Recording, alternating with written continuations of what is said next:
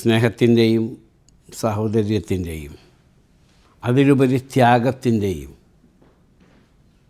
കാരണം ഈദുൽ അദ്ഹ ഒരു ത്യാഗത്തിൻ്റെ കൂടി ഓർമ്മയാണ്.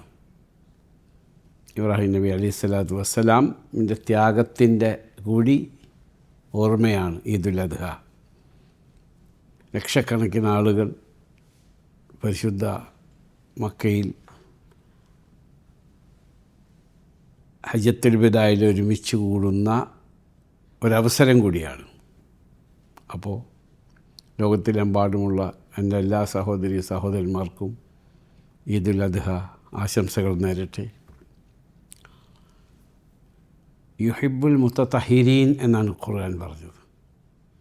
ഞാൻ വൃത്തിയുള്ളവരെ സ്നേഹിക്കുന്നു.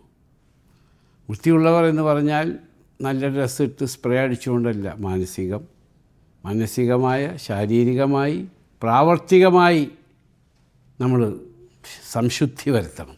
അതാണ് അല്ലാഹു സുബ്ഹാനഹു വ തആല ഓർമ്മിപ്പിച്ചത്. ഏകനായ സൃഷ്ടാവ്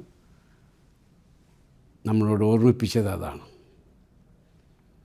അതനുസരിച്ച് സഹോദര്യ സ്നേഹത്തോടുകൂടി എല്ലാ മതവിഭാഗങ്ങളെയും സൗഹാർദ്ദത്തോടുകൂടി നോക്കിക്കണ്ടുകൊണ്ട് സ്നേഹത്തോടെ സന്തോഷത്തോടെ അതിലുപരി ത്യാഗത്തോടെ ആദരവോടെ ബഹുമാനത്തോടെ എല്ലാവരുമായി ഒരുമിച്ച് ജീവിക്കുന്ന ഒരു സാഹചര്യം കൂടി ഉണ്ടാവട്ടെ എന്ന് ആശംസിച്ചുകൊണ്ട് എല്ലാവർക്കും എൻ്റെ ഈദുൽ അദ്ഹ ആശംസകൾ.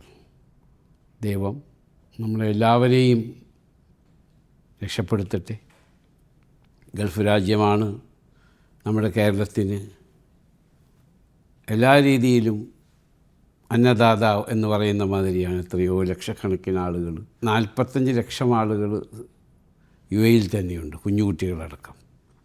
അങ്ങനെ GCCയിൽ മുഴുവൻ ഉണ്ട്. ഈ രാജ്യത്തിന് ഇവിടുത്തെ ഭരണകർത്താക്കൾക്കും യാതൊന്നും വരുത്തരുത് എന്ന് എല്ലാ മതവിഭാഗങ്ങളിൽപ്പെട്ടവരും പ്രാർത്ഥിക്കണം. എല്ലാവർക്കും എൻ്റെ ഈദ് അദ്ഹ ആശംസകൾ.